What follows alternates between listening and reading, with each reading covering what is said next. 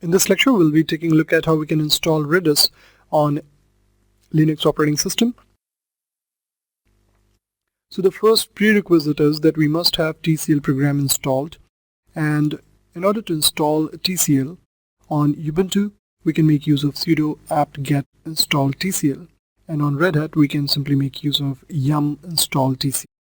Once we have TCL installed, the next thing we need to do is download the archive file Redis. So here you can see the latest stable version that we have is 4.0.6. So we can make use of the wget command to download that file. And once we have it, we can simply unarchive it and then go into that directory using the cd command. So you can see that cd Redis version 4.0.6, and then use the make command to build the binaries. So these are the steps that are required in order to install Redis on Linux. In the next lecture, we'll be actually exploring this by creating an AWS instance and installing Redis on it.